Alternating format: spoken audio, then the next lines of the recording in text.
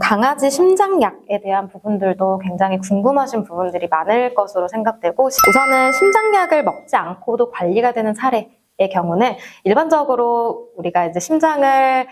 스테이지를 나눌 때에는 미국의 ACVIMA라는 곳에서 제시하는 가이드라인에 맞춰서 A, B, C, D 단계로 나뉘게 되는데, 비원단계까지는 사실상 심장약물이 없이도 모니터링만으로 확인이 가능한 단계라고 정의를 하고 있고요. 가이드라인에서 제시하는 심장약 복용이 필요한 사례는 B2 단계부터 보고 있습니다.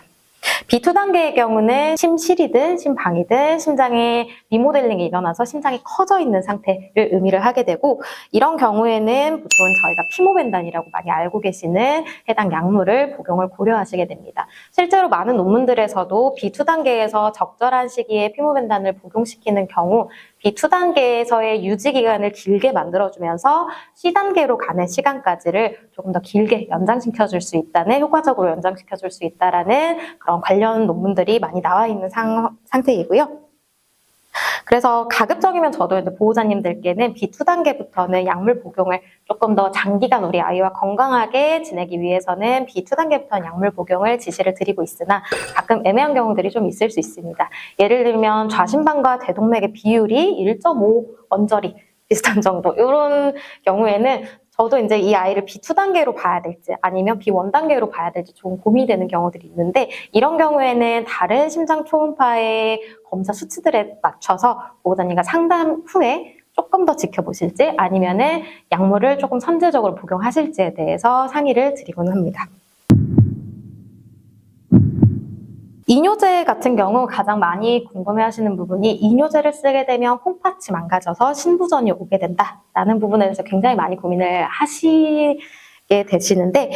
사실상 이뇨제, 우리 일반적으로 가장 많이 쓰는 피로세마이드라고 하는 이뇨제 같은 경우 이 약물 자체가 어떤 신장의 독성을 일으키는 약물이라고 보기는 어렵습니다. 신장 자체에 약을 먹음으로 인해서 신장 자체가 망가지는 것은 아니지만, 아무래도 이뇨제의 기전 자체가 몸에서 수분을 빼내는 기전을 가지고 있기 때문에 결국에는 장기간 이뇨제를 혹은 고용량의 이뇨제를 계속해서 투약을 하게 되다 보면은 아이들의 몸에서 탈수가 일어나게 되고, 콩팥이라고 하는 장기는 수분 함량을 굉장히 많이, 혈액량이 굉장히 많이 요구되는 장기이다 보니 탈수가 일어나게 되면 결국 콩팥으로 가는 혈액의 양이 줄어들게 되면서 신전성, 그러니까 탈수로 인해서 콩팥에서 기능이 좀 떨어질 수 있는 그런 문제들이 생길 수 있고요. 이미 만성적인 콩팥 질환이 있는 친구들 같은 경우에는 정상적인 아이들보다는 조금 더 예민하게 반응할 수밖에 없기 때문에, 이뇨제에 대한 것들은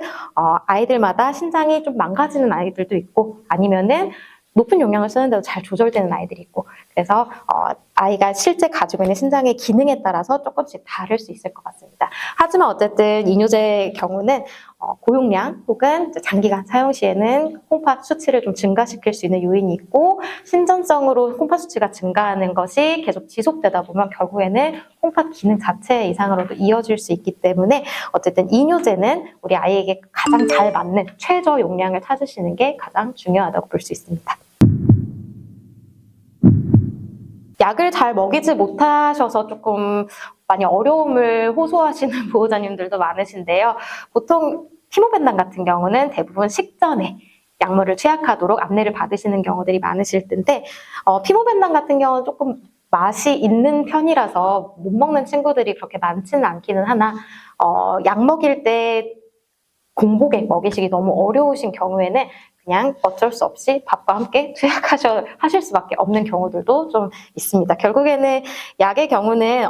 어쨌건 보호자님이 시간에 맞춰서 잘 먹이실 수 있는 방식으로 먹여주시는 게 가장 중요하실 것 같고, 특히나 이뇨제가 들어가는 친구들 같은 경우는 이뇨제를 한두 번 정도 빠뜨린다고 해서 이제 심장 질환이 갑작스럽게 좀 심한 친구들은 그런 경우들이 있기 때문에, 약은 어떤 방식으로든 맛있는 걸 섞어주시든 간식과 함께 급여하시든 캡슐링을 해서 급여하시든 보호자님께서 가장 효과적으로 먹이실 수 있는 방법을 선택하셔서 투약하시는 것이 가장 중요하다고 생각되어집니다.